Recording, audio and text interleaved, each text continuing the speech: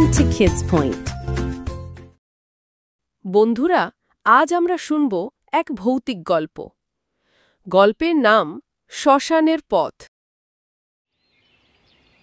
গ্রামটির নাম ছিল কল্যাণপুর। চারদিকে ধানক্ষেত, খালবিল আর সবুজে শ্যামলে ভরা গ্রাম। কল্যাণপুর গ্রামের মানুষগুলো খুব সরল। তারা দিনের বেলা মাঠের জমি চাষ করে জমিতে বীজ বুনে ও ফসল উৎপাদন করে।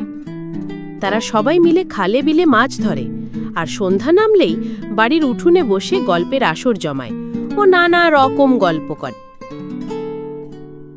কিন্তু গ্রামের এক প্রান্তে ছিল এক শ্মশান ঘাট, যেখানে বিশাল এক বটগাছ মাথা উঁচু করে দাঁড়িয়ে আছে। শ্মশান পথে সূর্যাস্তের পর কদাচিৎ কেউ সাহস করত পা বাড়াতে, চাইতো না। লোকজন বলতো রাতে ওই পথে গেলে অদ্ভুত ছায়া দেখা যায়, কারোর ফিসফিসানি শোনা যায়। তাছাড়া লোকমুখে আরও শোনা যায় সূর্য ডোবার পর কেউ ওই পথ দিয়ে গেলে আর ফিরে আসে না।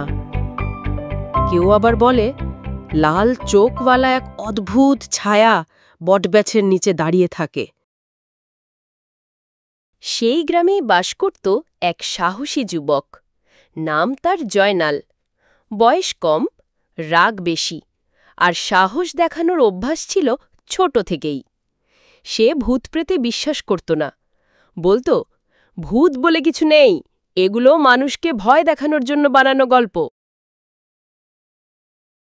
একদিন জয়নালের বন্ধুরা তার সাথে বাজি ধরল। একজন বন্ধু বলল, যদি সত্যি সাহস থাকে আজ রাত 12টায় শ্মশান পথে গিয়ে একবার ঘুরে এসো তো। জয়নাল তো রাজি হয়ে গেল। সে বলল, আচ্ছা ঠিক আছে, আজ রাতে আমি একাই শ্মশান ঘাটে যাব এবং সবার ভুল ভাঙিয়ে দিব। এই কথা বলে সে বাড়ির পথে পা বাড়াল।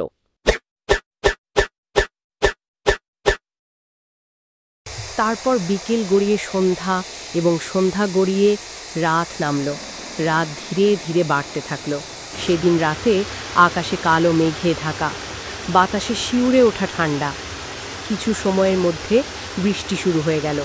সেই সাথে চারপাশে ঘন ঘন বিদ্যুৎ চমকাচ্ছে। এমন ভয়ঙ্কর পরিবেশের মধ্যে হাতে লণ্ঠন নিয়ে জয়নাল একাই রওনা হলো শ্মশান পথে। চারদিকে ঝিঝি পোকাদের শব্দ, মাঝে মাঝে প্যাঁচার ডাক। হঠাৎ সে টের পেল কেউ যেন পায়ের শব্দে তার পিছু নিচ্ছে। সে ফিরে তাকালো, কেউ নেই। আবার কয়েক কদম যেতেই পায়ের আওয়াজ আরও স্পষ্ট। হঠাৎ ভয় চেপে গেল তার বুকে, কিন্তু নিজেকে শক্ত করে বলল, না, এসব কল্পনা। তারপর ভয়ে ভয়ে সে হাঁটতে হাঁটতে শ্মশান ঘাটে পৌঁছে গেল। সেখানে তো চারিদিকে আরও ভয়ঙ্কর পরিবেশ। শ্মশানের ধারে এসে দাঁড়াতেই দমকা বাতাসে জয়নালের হাতে থাকা লণ্ঠনের আলো নিভে গেল। জয়নাল অন্ধকারে আরও বেশি ভয় পেয়ে গেল। তার বুক ধড়ফড় করতে লাগল। সামনের দিকে তাকাতেই বিদ্যুতের ঝলসানো আলোতে হঠাৎ সে দেখল বটগাছের নিচে সাদা শাড়ি পরা এক মহিলা দাঁড়িয়ে আছে। মুখ দেখা যায় না, শুধু ভেজা চুল আর দুটো লাল জলজলে চোখ। মহিলার কণ্ঠস্বর ভেসে এলো, তুই এখানে কেন এলি? এই পথ তো জীবিতদের নয়, এখান থেকে কেউ ফিরে যেতে পারে না। এই বলে সে হাড় হিম করা হাসি হাসতে শুরু করে দিল।